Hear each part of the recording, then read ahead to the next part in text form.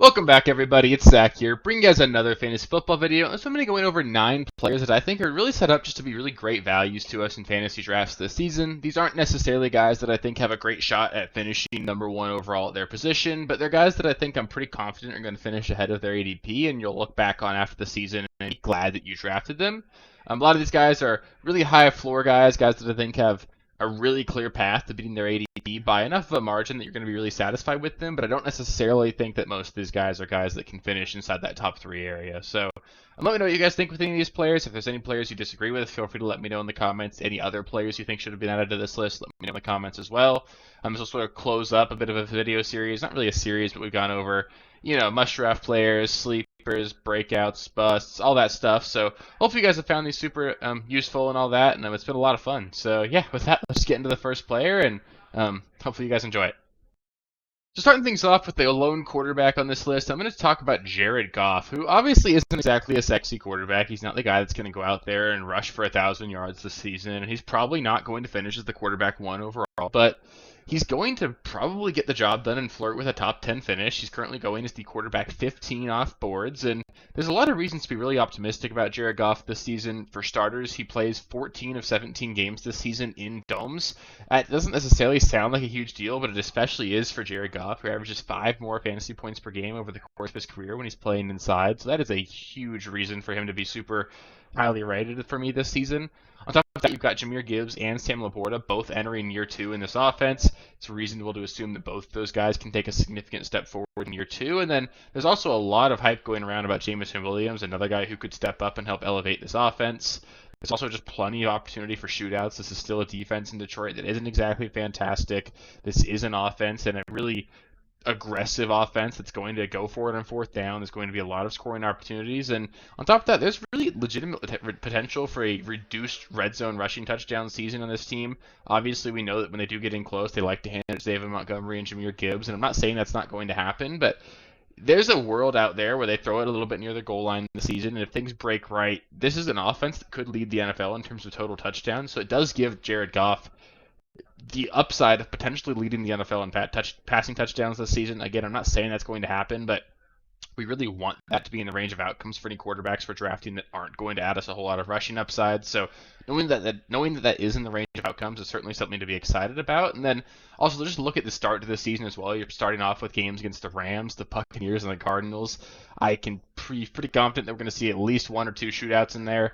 He's going to be a really great starter for you for the first month of the season, and I think he's actually just going to be a high-quality starting quarterback for us all year, and he's effectively free in drafts right now, so I think you'll be really happy if you just wait on quarterback and end up with Jared Goff. You'll be totally fine there. Next up, the first running back on this list is going to be Brian Robinson Jr., who finished the RB21 last season, but was actually the running back 4 through the first 11 weeks before missing some time with injury. Obviously broke down a little bit, didn't hold up that same level of production, but knowing that he can put together an RB4 stretch for 11 weeks is something that I don't think a lot of people would have really expected. This isn't a guy that we really view as a home run hitter or someone that's necessarily going to have top 5 potential at the running back position, but I think he really is just a good player, and we do expect this offense to improve at least a little bit with new offensive coordinator Cliff Kingsbury, second overall pick Jaden Daniels, the Heisman winner last season. On top of that, Antonio Gibson is gone this year. He's been replaced by an aging Austin Eckler. There's an opportunity here for Eckler just to not be good at all, and Brian Robinson to have even more prevalent role in this offense. On top of that, we know Brian Robinson is going to have the goal line role here. He was really effective with it last season. They're not going to give that to an old Austin Eckler.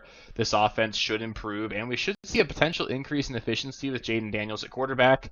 We know that there's a long list and a long history of quarterbacks that are mobile, really opening up things for their running backs is just, making that defender on the edge have to make a decision. You're going to have an opportunity here for a lot of increased efficiency because of defenses really needing to focus in on Jaden Daniels and how explosive he is. And right now, Brian Robinson's being drafted as the RB32. I don't think he's got top 10 upside by any means. He'd need to get super lucky in the touchdown department for that to happen, but I bet he finishes right around the RB24 this season. He'll probably be a really solid low-end running back 2 for us, and being able to get that in like the 9th, 10th round right now as the RB32 is really great value, and I don't really see a path for him busting this season just because the role is so guaranteed. There is upside within this offense if Jaden Daniels ends up being legit, and I don't really see him potentially finishing any worse than where he's being drafted right now.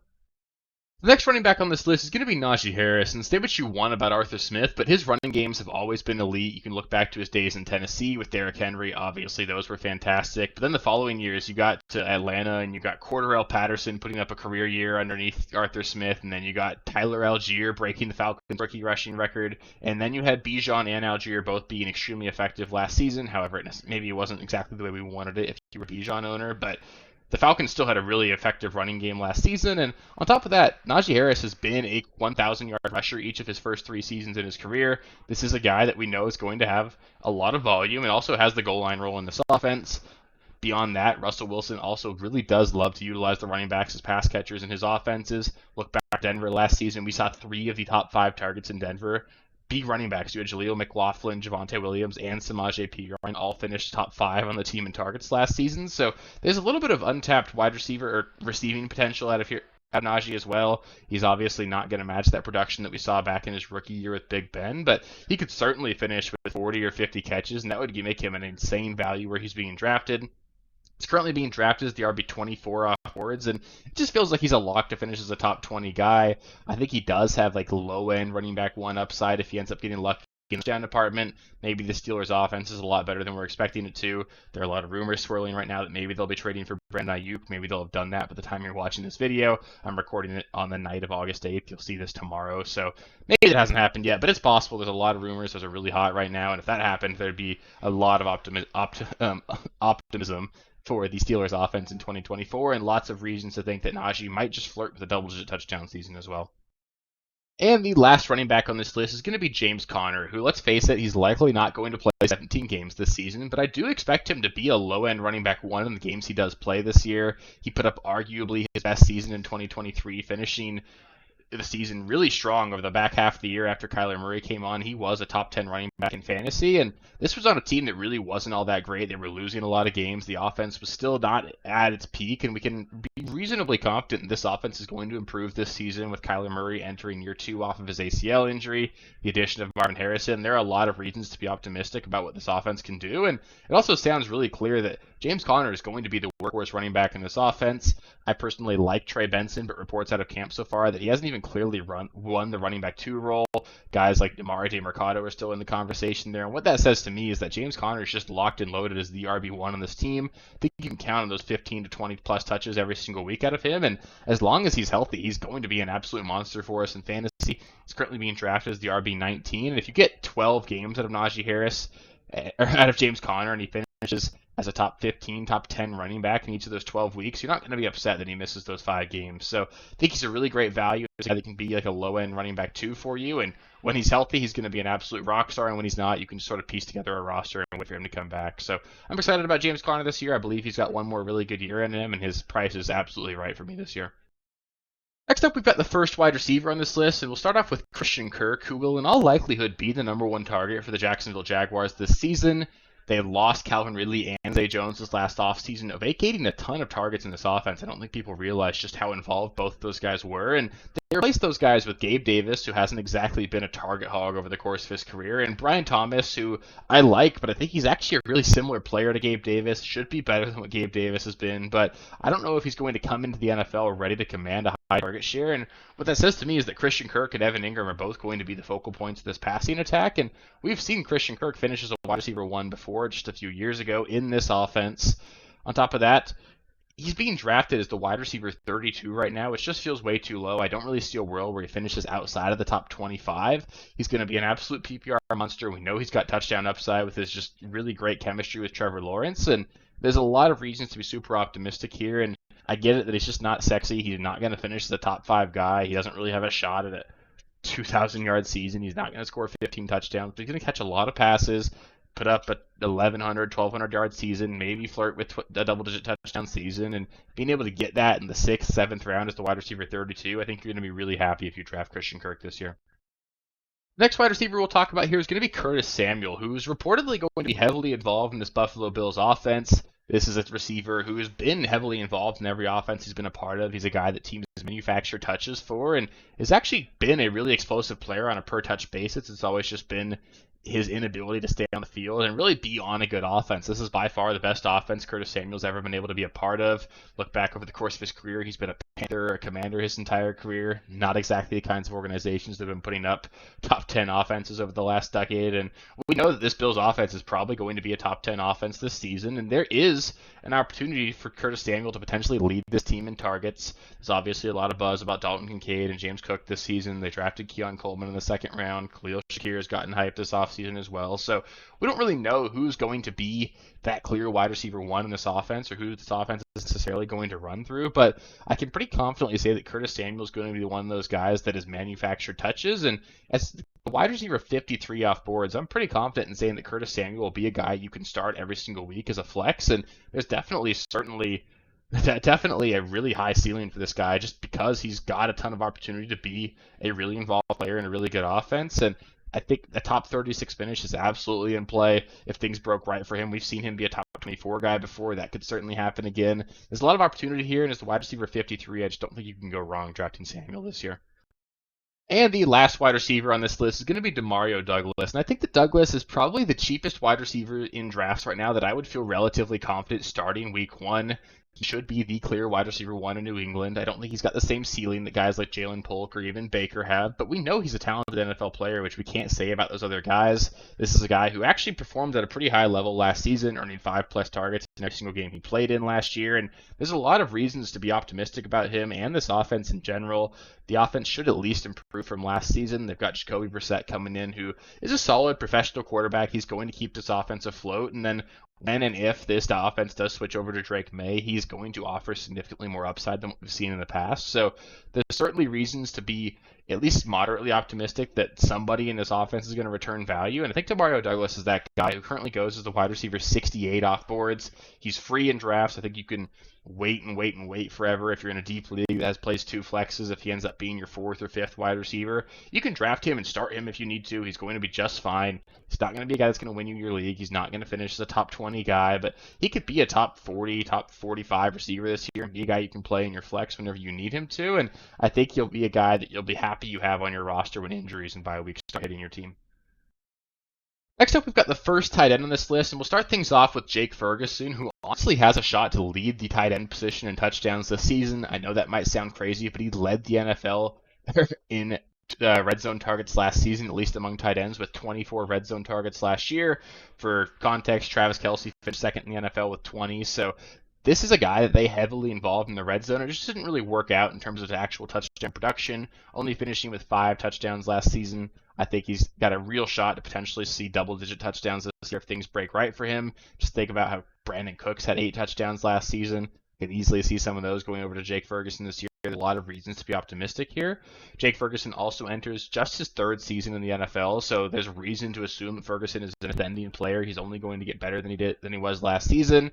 We also know the Cowboys are going to be one of the pass-heaviest teams in the NFL. They have no running game. Zeke is going to have to be a guy that they're leaning on, it seems like, which is obviously not a great spot to be in, at least as far as your running game goes.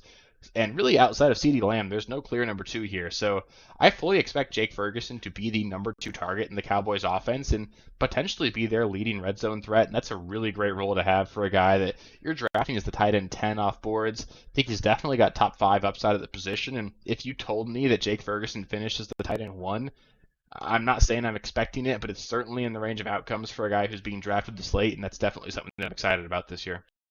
And the last player on this list, we've got our second Jaguar to make the list as well. It's going to be Evan Ingram, who's just going to be a super reliable tight end to have in your roster. He's got a legitimate shot to finish as a tight end leader in targets this season. Again, he obviously came very close to breaking the receptions record in the season for a tight end last season, just finishing 2 short of Zach Ertz's record.